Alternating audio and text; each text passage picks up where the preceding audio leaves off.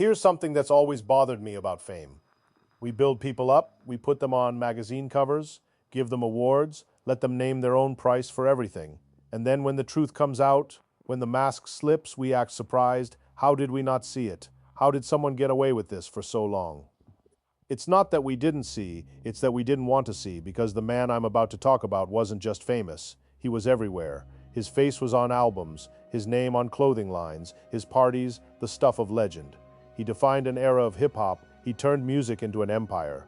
He was the guy who threw the parties that everyone, and I mean everyone, wanted to be at. But those parties had a dark side, a hidden floor, a secret language. And for decades, that secret stayed locked behind velvet ropes, NDAs, and a wall of money, until it didn't.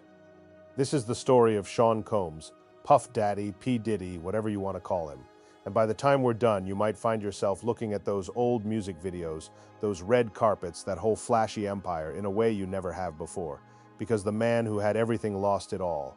And the story of how that happened is one of the most jaw-dropping, unsettling falls from grace in modern memory. Let's go back to the beginning, or at least the beginning of the end. November 16th, 2023, that's the date everything started to crack. Cassie Ventura, singer, model, and Sean Combs' on-again, off-again girlfriend for over a decade, files a lawsuit. And not just any lawsuit. This one is a bomb. She accuses Diddy of years of physical abuse, sexual abuse, and something that will become a central word in this entire saga, freak-offs. Now, I'll explain what that term means in a moment. But first, let me set the scene. Cassie was 19 years old when she met Diddy. 19, she had just signed to his label, Bad Boy Records. He was her boss. He was 37.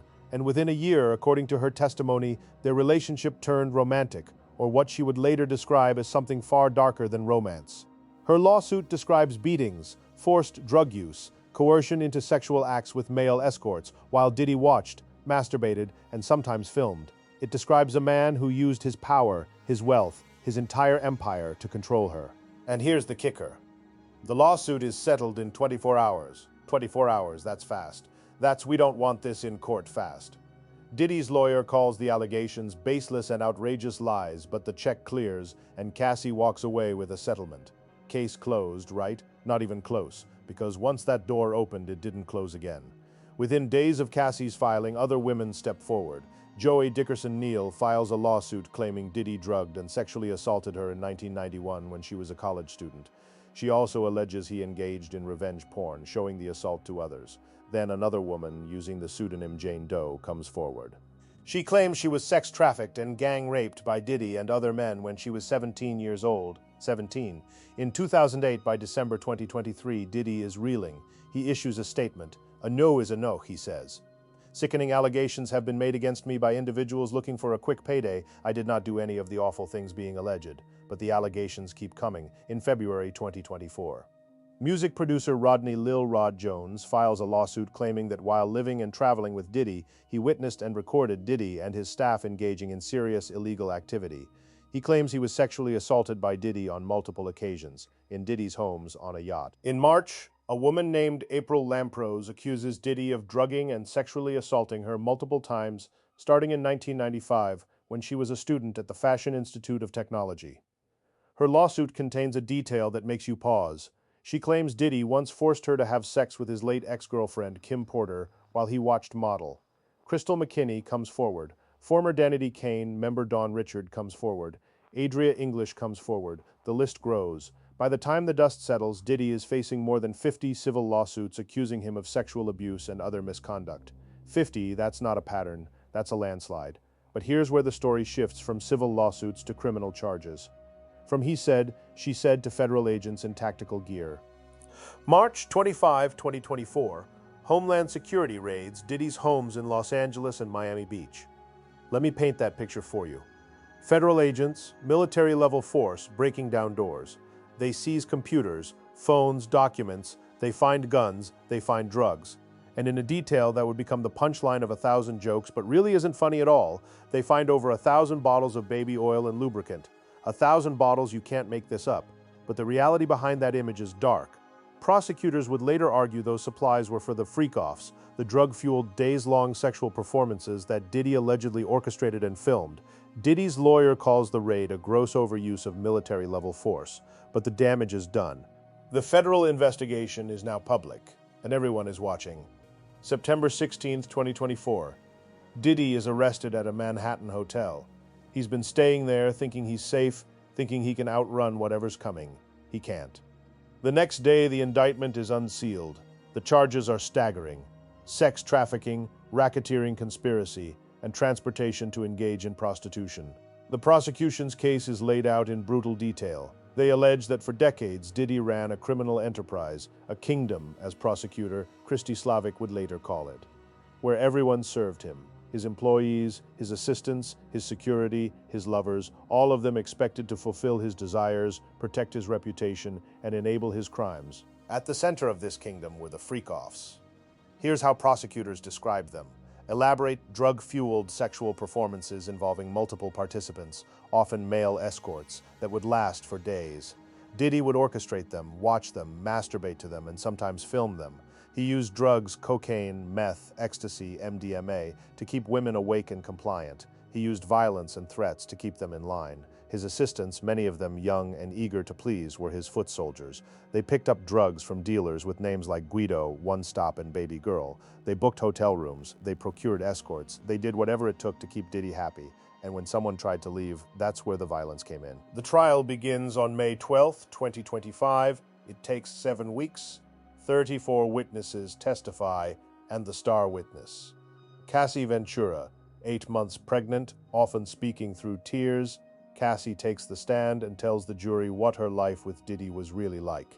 She testifies about the first kiss at her 21st birthday party. She was his employee. She cried and ran away afterward because she didn't understand why her boss would kiss her like that. She testifies about the first freak-off. She was 22. Diddy arranged for a male dancer to have sex with her while they all took ecstasy and drank alcohol. She felt dirty afterward, but she felt she couldn't say no, and the freak-offs continued, almost weekly. For years, she testifies about the violence. The first time Diddy hit her was after she saw him flirting with someone else. In the car, in front of his driver and a security guard, he knocked me around and hit her in the side of the head, knocking her to the floor. She testifies about the time Diddy punched her in the stomach at a restaurant. Usher was there. He didn't intervene. She testifies about the time Diddy chased her with a hot skillet, hit her over the head with it, then dragged her by the hair up the stairs while she was on the ground, and then there's the video. The jury sees it. The world had already seen it.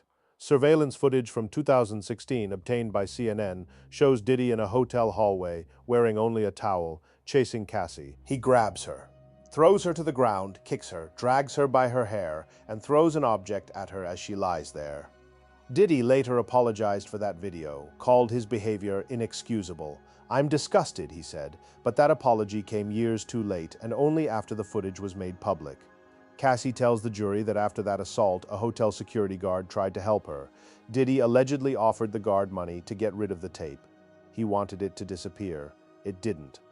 The prosecution also calls Jane Doe. She testifies under a pseudonym, describing similar abuse, similar coercion, similar freak-offs. She tells the jury about a violent altercation that left welts on her head. Dawn Richard, formerly of Danity Kane, testifies. She describes witnessing Diddy beat Cassie, drag her by her hair, then threaten Richard and another woman the next day, saying people who speak out can end up missing. A woman called Mia, a former assistant, testifies that Diddy sexually assaulted her multiple times. The first time, she was sleeping in a room with the door unlocked, per Diddy's house rules, and woke up with him on top of her. She froze. She didn't react. It was very quick, but it felt like forever. Kid Cudi testifies. Cassie's lawsuit had alleged that after she briefly moved on with Cudi following her split from Diddy, Diddy threatened to blow up Cudi's car. The jury sees photos of the damage to Cudi's Porsche. Diddy's own assistants testify. They describe picking up drugs as part of their job. They describe a culture of fear. They describe a boss who expected absolute loyalty and punished anyone who crossed him. Through all of this, Diddy sits in the courtroom. He's no longer the flashy mogul in a white suit. He wears collared shirts, glasses, a preppy sweater. During breaks, he blows kisses to his children, 6 of them sitting in the gallery with his mother, Janice. He makes heart hands at his twin daughters. He looks like a family man. But when the testimony gets too graphic, his daughters walk out. They can't listen to what their father is accused of doing. The defense, for their part, doesn't deny that Diddy did terrible things. Let me repeat that because it's striking. The defense concedes that Diddy is a flawed individual who engaged in horrible, dehumanizing, violent, and terrible behavior. They admit he had alcohol and drug-fueled temper tantrums. They admit he engaged in kinky sex, but they argue that isn't the same as sex trafficking or racketeering. They argue that the freak-offs were consensual. They point to text messages Cassie sent Diddy, messages like, "I'm always ready for a freak-off, lol," as proof she was a willing participant. They argue that Diddy's anger issues were caused by drug addiction and opioid withdrawal, that he wasn't a criminal mastermind. He was a man who lost control. They argue that this was a swinger's lifestyle, not a criminal enterprise. Diddy himself does not testify. When the judge asks him directly if he will take the stand, he says, "No, that is my decision." He says, "That is solely my decision. It's a calculated risk." High-profile defendants rarely testify. It opens them up to cross-examination. But by staying silent, Diddy leaves the jury with only the voices of his accusers. On June 30th, 2025, the jury begins deliberating. For 3 days, they weigh the evidence, 34 witnesses, hundreds of exhibits, graphic testimony, and that video. On July 2nd, the verdict comes back. Mixed, complicated, the kind of verdict that leaves everyone parsing the details. Diddy is acquitted of the most serious charges, racketeering, conspiracy, and sex trafficking. Those could have sent him to prison for life. But he is found guilty on 2 counts of transportation to engage in prostitution. Charges under the Federal Mann Act, each count carries a maximum sentence of 10 years. His lead lawyer calls it a victory of all victories. But here's the thing about a victory: when you're still guilty, you're still going to prison. Diddy is taken back to the Metropolitan Detention Center in Brooklyn. He's been there since his arrest. He'll stay there while the judge decides his fate. His lawyers push for leniency. They argue he should get no more than 14 months, which with time served would let him walk free before the end of the year. The prosecution pushes back hard. They want at least 11 years and 3 months. They describe Diddy as unrepentant, someone whose history and characteristics demonstrate years of abuse and violence. Cassie submits a victim impact statement. She writes about testifying while 9 months pregnant, about how the abuse started when she was 19, about how the freak-offs became her full-time job, about how she still has nightmares and flashbacks, and still fears that if Diddy walks free, his first actions will be swift retribution towards me and others who spoke up. The judge, Arun Subramanian, reads it all. He reads Cassie's words. He reads Jane's words. He reads the prosecution's arguments. He reads the defense's pleas, and in a ruling that signals where he's leaning, he says he will consider acquitted conduct in fashioning the sentence. That means, even though Diddy was acquitted of sex trafficking, the judge can still consider the evidence of those alleged acts when deciding how long to lock him up. October 3rd, 2025, Sentencing Day. The courtroom in Manhattan is packed. Diddy's family is there, his mother, his 6 children, his supporters. The tension is thick enough to cut. Diddy enters wearing that cream-colored sweater, a white button-down underneath black pants. He hugs his lawyers. He looks back at his family. He makes a heart gesture with his hands. Then the hearing begins, and it goes on for 5 hours. His lawyers speak. One of them, Nicole Westmoreland, fights back tears as she describes Diddy as a barrier-breaking entrepreneur who advocated for social justice. She paints a picture of a man who did good things, who built an empire, who inspired millions. Then his children speak. 6 of them take turns at the podium. Quincy, his eldest son, says his father is a changed man who has learned a major lesson. Christian asks the judge to please give us grace and please give him mercy. His daughters sob as they speak, and from the defense table, Diddy can be seen crying too. Then it's his turn. He stands before the judge. He's been stripped of everything now: the fame, the fortune, the power. He's just a man in a sweater asking for mercy. First and foremost, I want to apologize and say how sincerely sorry I am for all of the hurt and pain that I have caused others by my conduct, he says. I take full responsibility and accountability for my past wrongs. He apologizes directly to Cassie, to Jane, to all the victims of domestic violence, because he knows that video of him beating Cassie triggered a lot of people around the world. He talks about the drugs, the excess, how he lost his way. I have been humbled and broken to my core. He says, I hate myself right now. I've been stripped down to nothing. He sobs as he addresses his mother. You taught me better, he tells her. You raised me better. He begs the judge for another chance, for mercy, for a sentence that lets him go home to his children. Judge Subramanian takes a moment. Then he speaks. He addresses the courtroom at length. He says he rejects the defense's claim that the freak-offs were consensual. He says Diddy used his power and control over women he professed to love. You abused them physically, emotionally, and psychologically. The judge says, then he delivers the sentence, 50 months in prison, just over 4 years, plus a fine of $500,000, the maximum allowed. It's not the life sentence the prosecution wanted. It's not the immediate release the defense hoped for. It's somewhere in the middle, a compromise, a judgment. Diddy will get credit for the 13 months he's already served, but he's not walking free today. Not anytime soon. The sentencing doesn't end the story. It might not even be the end of his legal troubles. There are still more than 50 civil lawsuits pending against him.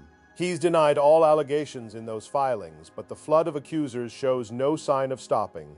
And there's the international angle. A former Austrian journalist has come forward, accusing Diddy of rape. She told reporters Europe is next. The empire he built is in ruins. His businesses are gone. His reputation is destroyed. The man who once defined hip-hop cool is now defined by 1,000 bottles of baby oil, a hotel hallway beating, and the word freak off.